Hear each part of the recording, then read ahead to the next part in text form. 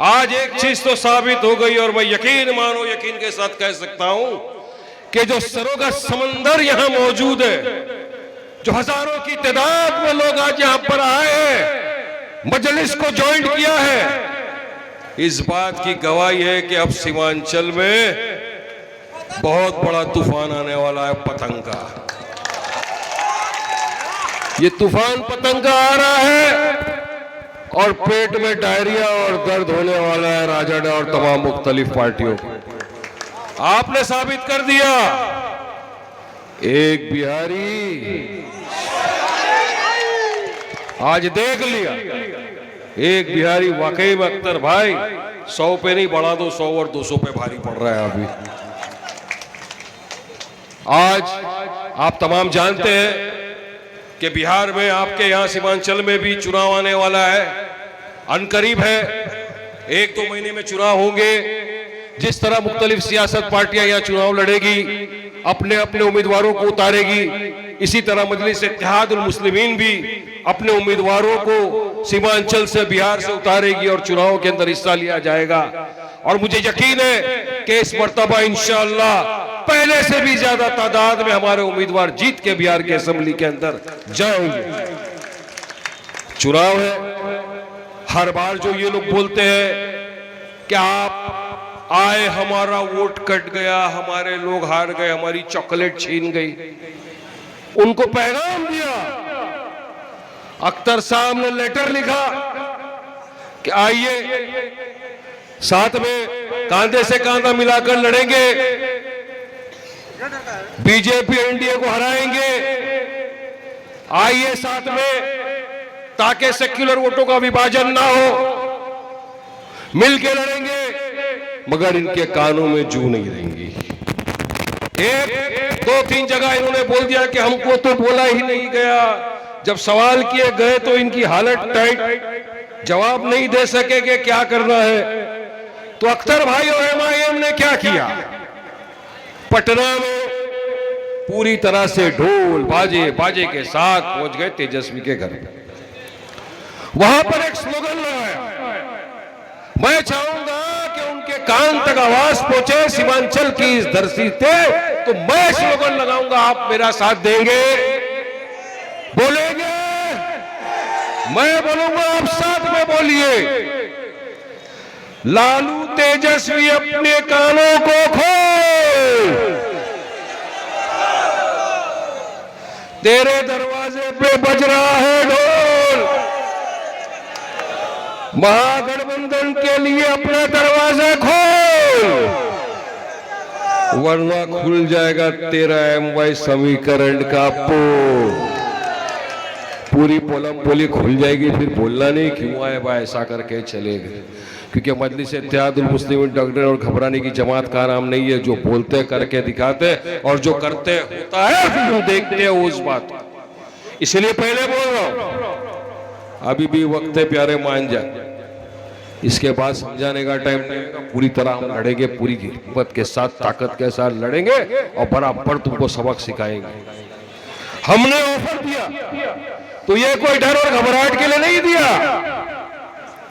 मांगी नहीं, चेतावनी दी कि अगर वाकई में तुम सीरियस हो, वाकई में तुम चाहते हो कि बीजेपी को एनडीए को रोका जाए, हराया जाए, आइए सेक्युलर वोटों का विभाजन मत होने दीजिए, साथ में कांधे से कांधा मिलाकर लड़ेंगे, इनको हराएंगे। अख्तर साहब ने ज्यादा नहीं ये कहा, कुछ नहीं, हमारे दिल पे पत्थर रख के आपसे बात कर रहे हैं, ज्यादा नहीं तो हमारे साथ सिर्फ 6 सीटों के साथ समझौता करिए। अरे इतना कम हमने कहा ताकि बीजेपी एनडीए को रोका जाए, मगर फिर भी अब तक कोई रिप्लाई नहीं आया। मगर एक चीज मुझे यकीन है, पूरे यकीन के साथ बोल रहा हूं कि मजलिस इत्तेहादुल मुस्लिमीन पूरी ताकत के साथ लड़ेगी और 4 का 24 नहीं, अब तो मैं समझता हूं 100 के ऊपर सीट लड़ डालना चाहिए इंशाअल्लाह। कितने पे लड़ेंगे पूरा फैसला किया जाएगा जमात द्वारा, अख्तर भाई द्वारा, लेकिन लड़ेंगे। और इस मर्तबा बिहार की सीमांचल की आवाम बताएगी इनको ताकत क्या होगी, क्योंकि हिस्सेदारी की लड़ाई, ये चाहते नहीं कि आपका हिस्सेदारी मिले, ये चाहते नहीं कि आपकी आवाज बुलंद हो बिहार की असेंबली के अंदर, क्योंकि डर और घबराहट इनको है। अगर मजलिस आ गई, मजलिस जीत गई तो हमारा क्या होगा? हमारा तो कोई नाम लेवा नहीं बचेगा, हमारे को कोई पूछने वाला नहीं रहेगा। अरे वैसे भी राजा इसके बाद तुमको नहीं पूछेंगे अगर मजलिस के साथ नहीं आए तो याद रखना मेरी इस बात को। लड़ना है, जीतना है, आगे बढ़ना है, सीमांचल को आगे लेकर जाना है, मगर इनको कोई फर्क नहीं पड़ता, अपना काम बनता, भाड़ में जाए सीमांचल की जनता, ये लेकर बैठे हैं। इसीलिए जो गुरूर घमंड की कुर्सी पे बैठे हैं, इनको दिखता नहीं मजलिस इत्तेहादुल मुस्लिमीन की ताकत। पिछले इलेक्शन में अंदाजा लगा दिया था, हम 19 सीट पे लड़े, 5 जीत गए। वो अलग बात है कि 4 जनों ने अपना जमीर को बेच दिया, ये राजड़ वालों ने उनके जमीर को खरीद लिया, मगर ये आवाम बदला लेगी। आपने वोट दिया था, आपने जमात की मोहब्बत में वोट दिया था, मजलिस की मोहब्बत में वोट दिया था, मगर हुआ क्या? आपके वोट लिए इक्तेदार पे आए, जमीर को बेच दिया, उसका आपको खामियाजा तो भुगतना पड़ेगा। 4 का 24 नहीं अख्तर भाई, इसके 4 का पूरा के पूरा बदला लेंगे, 40 ही लेकर आ जाएंगे इस बार। तो करेगी बिहार की जनता, देगी साथ, क्योंकि बैरिस्टर असदुद्दीन ओवैसी साहब हमारे आपके कायद वाहिद वो इंसान है जो हर मुद्दे पे आपके लिए आवाज उठाई है। कोई भी मुद्दा हो आप देख लो। फिलहाल एक ये मुद्दा चल रहा है सबसे बड़ा, आज एक ऐतिहासिक दिन माना जाएगा कि जब मजलिस इत्तेहादुल मुस्लिमीन सीमांचल की धरती के ऊपर लोगों को जोड़ रही है, संविधान की बात कर रही थी, एकता की बात कर रही थी, सेक्युलरिज्म की बात कर रही थी, भारत देश को मजबूत बनाने की बात कर रही थी। उस दिन कोई ऐसी जगह है जहां पर भारत पाकिस्तान के साथ मैच खेला जा रहा है, क्रिकेट खेल रहा है, क्रिकेट खेला जा रहा है। किसके साथ? उस दुश्मन मुल्क के साथ जिसको पूरी दुनिया ने कहा, दुनिया ने मांगा कि पाकिस्तान आतंकवादी गतिविधियों को बढ़ावा देता है। यह पड़ोसी मुल्क, यह पिद्दी पर मुल्क अगर एक फूंक मार दो हवा में उड़ जाएगा। आज आप उसके साथ क्रिकेट खेल रहे, यही वो पाकिस्तान है जिसने आतंकवादी गतिविधियों को बढ़ावा दिया। 26/11 किया, पुलवामा किया, उसके बाद आप अपने देखा पहलगाम में क्या हुआ। हमारे बेगुनाह बेकसूर 26 पर्यटकों, टूरिस्ट को उनके बीवी बच्चों के सामने नाम पूछकर, मजहब पूछकर गोलियों से उनकी जान ले ली, छन्नी कर दिया। हमने ऑपरेशन सिंदूर किया, भारत के बहादुर सिपाहियों ने पाकिस्तान के गढ़ में घुसकर वहां की जो आतंकवाद की जो कैंपें थी उसको नेस्तनाबूद किया। ऑपरेशन महादेव हुआ, हमने पाकिस्तान से तमाम अपने रिश्ते नाते तोड़ दिए, ट्रेड बंद कर दिया। वहां के जो सोशल मीडिया इन्फ्लुएंसर थे, जो क्रिकेटर थे, फिल्म स्टार थे, तमाम लोगों के हमने अकाउंटों को ब्लॉक कर दिया, पानी बंद कर दिया। कहा खून और पानी एक साथ नहीं बह सकता। तो मैं पूछना चाहूंगा यहां से खड़े रहकर नरेंद्र मोदी से कि बताओ फिर वो कौन सी मजबूरी थी जो बीसीसीआई आज भारत के साथ पाकिस्तान को, हमारी बहनों के सिंदूर उजाड़ने वाला। आज अगर हम मैच देखेंगे तो क्या सोचेंगे हम? हमारे सामने हमारी उन बहनों का चेहरा आ जाएगा जिनके सिंदूरों को उजाड़ दिया।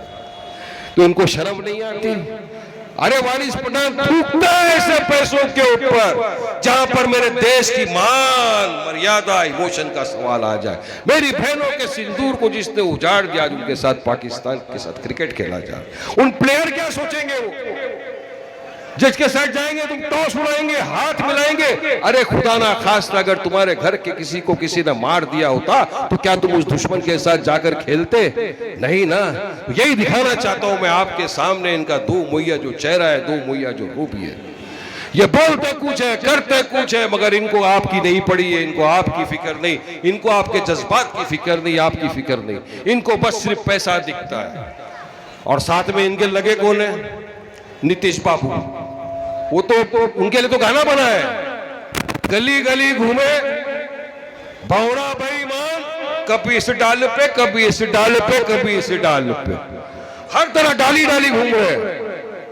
मगर आपने देखा होगा कि जिस वक्त 4 जन के ईमान खरीद लिए गए, उस वक्त और एक शेर सीमांचल आपके बीच में मौजूद था। उसका नाम बिहार का कायद अख्तरुल ईमान साहब था, जिसने करोड़ों रुपए ठुकरा दिए, बड़ी से बड़ी कुर्सी की ऑफर ठुकरा दी। वो लालच में नहीं गया, उसने कहा नहीं, मुझे इस अवाम ने मोहब्बत दी, मुझे मरने के बाद अल्लाह सुब्हानहू तआला को भी मेरा चेहरा दिखाना है। हशर के मैदान में जब सवाल होगा कि जिस अवाम ने तुमको मोहब्बत दी, तुमको इक्तिदार की कुर्सी में बिठाया, आप इक्तिदार पे बैठकर क्या किया, तो अख्तर ईमान वाहिद वो शख्स होगा जो बोल के खड़ा रहेगा और कहेगा कि मैंने मेरी आवाम का साथ नहीं छोड़ा, मैंने मेरी जमात का साथ नहीं छोड़ा, मैंने करोड़ों रुपए ठुकरा दिए, मगर मैं चला पूरे सीमांचल की आवाम के साथ और मजलिस इत्तेहादुल मुस्लिमीन के साथ। यह कहेगा वो शख्स। ये होती है बहादुरी, ये होती है ताकत, ये होता है ईमान। तो ऐसे शख्स का साथ दो जो आपके साथ खड़ा रहेगा लास्ट तक। जो भी फैसला पार्टी ले, जिसको भी पार्टी टिकट दे, कोई फर्क नहीं पड़ता। आपको लब्बैक कहना है, सदर मोहतरम का अगर कॉल है तो आप सबको मानना है, उनके साथ चलना है। आज अख्तर साहब, हमारे एडवोकेट आदिल हसन साहब, आफताब साहब, पूरे बिहार में मैं जहां जहां जा रहा हूं, देख रहा हूं, तो पता चल रहा है कि सब आके गए। यानी इतनी मेहनत की जा रही है, बिहार के पूरे 38 जिलों के अंदर जाकर लोगों को मिला जा रहा है, बात की जा रही है। आइए जमात के साथ जुड़िए, लोग मिल रहे हैं, देख रहे हैं, लोग के काम हो रहा है, जमात का पूरे बिहार के अंदर काम हो रहा है। आदिल भाई भी बता रहे थे किस तरह से अपने घर नहीं जाते, उनके बच्चे बेचारे, बीवी परेशान, यंग आदमी है, कभी यहाँ जा रहे, कभी टीवी बोल रहे। किसके लिए कर रहे हैं? आपके लिए, ताकि सीमांचल को स्टेटस मिले, ताकि सीमांचल के अंदर भी विकास हो। इसलिए मजलिस इत्तेहादुल मुस्लिमीन, अख्तर साहब, आदिल साहब, आफताब साहब और तमाम जो लोग यहाँ पर मौजूद है मजलिस के लगे हुए आपके लिए, आपकी मोहब्बत के लिए। तो आपका भी फराइज बनता है कि आप मजलिस का साथ दें, क्योंकि मजलिस वाहिद एक पार्टी जो आपकी आवाज उठाती है। ये नहीं उठाते। जब हमारे हुजूर की शान में गुस्ताखी हो गई, किसने आवाज उठाई? और मुझे यकीन है कि मुसलमान हर चीज बर्दाश्त कर लेगा, मगर अपने हुजूर मोहम्मद मुस्तफा सल्लल्लाहु अलैहि वसल्लम की शान में गुस्ताखी किसी कीमत पे बर्दाश्त नहीं करेगा। हमने आवाज उठाई, मजलिस ने आवाज उठाई, इन लोगों को अपनी कुर्सी प्यारी थी, अपने सेक्युलर वोट का घबराहट के वहां के वोट चले जाएंगे। नहीं उठाई आवाज। बीजेपी ने अपने कुछ नफरती चिंटुओं को खुलेआम छोड़ दिया है। जा बेटा, मुसलमानों को गालियां अनाप शनाप बकवास कर, तेरा प्रमोशन कर देंगे। एक ऐसा ही नफरती चिंटू था, उसने चैलेंज कर दिया कि मैं मस्जिदों में घुस घुस के मारूंगा। आपके इस खादिम ने, आपके इस भाई ने, वारिस पठान ने उसको कहा, बेटा तेरा चैलेंज एक्सेप्ट करता हूं, ताकत है, आजा बेटा। आएगा तो दो टांग पे, लेकिन यकीन मान, जाएगा तो स्ट्रेचर के ऊपर इंशाअल्लाह। डरते घबराते नहीं, जवाब देने की ताकत है मजलिस के हर एक कार्यकर्ता के अंदर। मगर ये आपकी तरफ से नहीं बोलेंगे, ये आपकी तरफ से जवाब नहीं देंगे, ये आपकी तरफ से नहीं कुछ करेंगे, क्योंकि इनको आपके वोट, इनके बाप की जागीर समझ लिए इनने। इनको ऐसा लगता है हम इनके लिए कुछ करो नहीं करो, जो भी कर लेंगे, ये तो हमको ही जिताएंगे ना। नहीं बेटा, कैलेंडर बदली हो गया, वक्त पलट गया, अभी समझ लो इतनी बात। अब जो हमारा साथ देगा, जो हमारी आवाज बुलंद करेगा, जो हमारे लिए विकास का काम करेगा, जो हमारे लिए हक की लड़ाई करेगा, हम उसी के साथ जाएंगे। ये ऐड करना होगा सीमांचल की जनता को। करेंगे ना? मजलिस का साथ देंगे ना? मुझे पता है कि वक्त हो गया है, 4:15 बजने आ गए, आप लोग 1 बजे से बैठे हैं, लेकिन कार्यक्रम इतना सफलपुर हो रहा, इतने सारे लोग, इतने सारे वक्ता थे बोलने वाले, जरूरी है बोलना भी। हर इंसान चाहता है कि मैं अपनी बात रखूं, अपनी तरह से अपने भाइयों को समझाओ, बनाओ कि आओ साथ, मजलिस का साथ दो, बैरिस्टर असदुद्दीन ओवैसी साहब के कांधों को मजबूत करो। मजलिस मजबूत होगी इंशाअल्लाह, मुझे यकीन है सीमांचल मजबूत होगा। हमको मजबूत करना है, हमको इत्तेहाद पैदा करना है, हमको मुत्तहीद होना है। और हमारी जो ये सफों के अंदर जो दरार है, कुछ लोग इससे नहीं, मेरी इससे नहीं, वो अपने लड़ाई झगड़े से अपने घर में रखो। जहाँ एकता की, जमात की, सीमांचल की आवाम की बात आ गई, अपने अपने सारे दुश्मनी को छोड़ दो, एक प्लेटफॉर्म पे आकर खड़े हो जाओ और यकीन मानो एक प्लेटफॉर्म पे आ गए तो इंशाअल्लाह कोई ताकत नहीं है कि मजलिस को हरा सके यहां पर इस मर्तबा। कि पहले तो 5 थे, अभी जो वेव चल रहा है ओवैसी साहब का, जिन्होंने पाकिस्तान के खिलाफ जाकर पूरे विश्व के अंदर अपनी बात रखी, बताया कि हम आज आप मैच खेल रहे हो, आप बताओ मुझे, दिल पे हाथ रख के बताओ कि हमने तो बॉयकॉट किया, आप खेल रहे हो, तो असल देशभक्त कौन है और असल देशद्रोही कौन है, ये भी आप देख लो, आपके सामने देशभक्त यहां है, देख लीजिए, सब मैच बॉयकॉट करके बैठे। और कुछ लोग चुनिंदा रुपयों के लिए, अच्छा है इनके चेहरे तो सामने आ रहे हैं ना कि पैसों के लिए कुछ भी कर सकते हैं। असद साहब ने जाकर पूरे विश्व के अंदर बात रखी देश की तरफ से कि देश की जहां बात आ जाए वहां पर नो सेकंड थॉट, जो देश के लिए, देश की खत्म हो गई बात उससे। तो अभी मैं अपनी बात को यहीं पर बंद करूंगा। मुझे कुछ 3-4 चीजें और बोलनी थी, पर अगली बार फिर आएंगे इंशाअल्लाह ताला, आपके बीच में बोलेंगे। लेकिन जाते जाते मैं सिर्फ इतना कहूंगा कि हमको एक होना है, क्योंकि ये चुनाव जो है बिहार में बहुत इंपॉर्टेंट चुनाव है। पूरे देश की नजर इस वक्त बिहार के इस इलेक्शन पे कि यहाँ क्या होता है, ये चुनाव डिसाइड करेगा कि आप कहाँ खड़े हैं, ये चुनाव डिसाइड करेगा आपकी हिस्सेदारी की बात, ये चुनाव डिसाइड करेगा कि आप किस मुकाम तक जा सकते हैं या किस मुकाम तक ये लोग आपको पहुंचा देंगे। ये बहुत इंपॉर्टेंट चुनाव है। तो मेरे भाइयों, दोस्तों, बुजुर्गों, एक साथ आइए, जमात का साथ दीजिए, असद ओवैसी साहब की ताकत को मजबूत करिए, अख्तर साहब की ताकत को मजबूत करिए और मजलिस को कामयाब करिए। अब अपना नारा तो लगना ही है ना, लगाएंगे ना अपना वाला, नारे तकबीर, नारे तकबीर, नारे तकबीर। मजलिस इत्तेहादुल मुस्लिमीन, बैरिस्टर असदुद्दीन ओवैसी, अकबरुद्दीन ओवैसी, अख्तरुल इमान साहब, आदिल हसन, जिंदाबाद जिंदाबाद, हिंदुस्तान हिंदुस्तान हिंदुस्तान जिंदाबाद, सारे जहां से अच्छा हिंदुस्तान हमारा। अस्सलाम वालेकुम रहमतुल्लाहि व बरकातहू। वारिस पठान जिंदाबाद।